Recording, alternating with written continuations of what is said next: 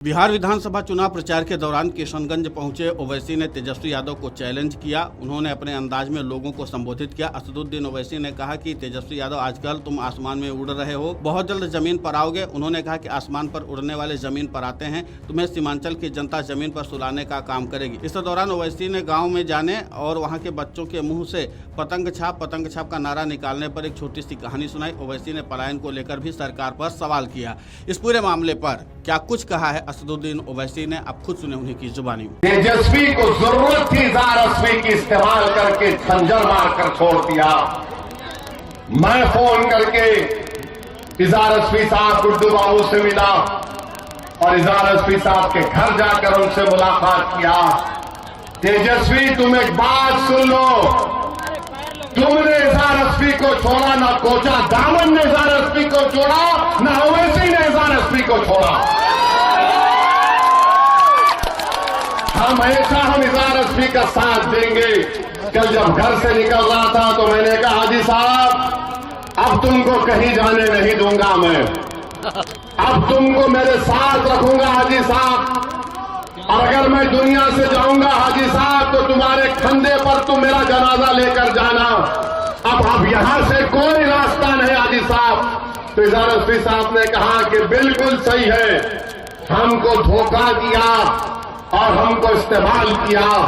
तो मेरे अजीज दोस्तों और बुजुर्गों, पहचानो इन लोगों को, उनको टिकट देते हैं जो ट्रिपल तलाक के वक्त, CAA के कानून के वक्त बुलडोजर चल रहा है, एनकाउंटर हो रहा है, तमाम मुल्क में मस्जिदों पर हमले हो रहे हैं, केसेस बुक हो रहे हैं। ऐसे आदमी को लाकर तेजस्वी ने अपना टिकट दिया है। सोच समझ कर कोचा दामन की जनता अपना वोट का इस्तेमाल करना, और ये कोचा दामन मजलिस का है और हमेशा रहेगा इंशाअल्लाह। बहुत ही दूर दराज के गांव में गए, 8 साल के 7 साल के बच्चे, हम नमाज पढ़ने के लिए गए असर की, तो बाहर निकले तो हमारी बहनें माएं ठहरी हुई थी इज्जतदार, बुजुर्ग खड़े हुए थे, नौजवान तो बेचारे पलायन कर चुके। तो बच्चे 8 साल के बोले पतंग छाप पतंग छाप पतंग छाप पतंग छाप। तेजस्वी देख लिया तूने, 8 साल का बच्चा देखकर बोल रहा है पतंग छाप पतंग छाप, मगर तुम तो आसमान पे उड़ रहे हो, तुम जमीन पे कहाँ आओगे? आओगे तुम जमीन पे इंशाअल्लाह ताला। सीमांचल की जनता तुम्हें जमीन पर सुलाएगी इंशाअल्लाह ताला। अब सीमांचल से नाइंसाफी नहीं होगी।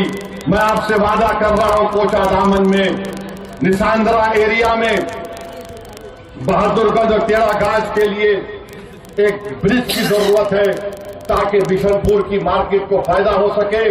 मैं उम्मीद करता हूं कि हमारे सरवर आलम साहब वो काम करवाएंगे। और साथ ही साथ एक यहां पर एक जो अभी आपने सुना कि कई रोड की जरूरत है, अभी काम होना बाकी है, इंशाअल्लाह ताला वो तमाम काम हम करवाएंगे। आपका बहुत बहुत शुक्रिया।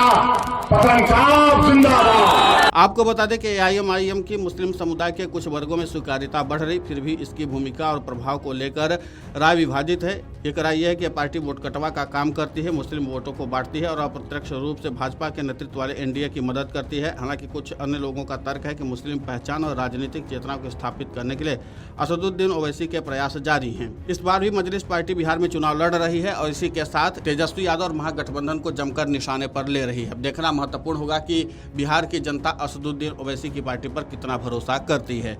Video desk amarujala.com। अगर आप ये वीडियो YouTube पर देख रहे हैं तो हमारे चैनल को सब्सक्राइब कर बेल आइकन दबाएं, और Facebook पर देख रहे हैं तो हमारे पेज को लाइक करें।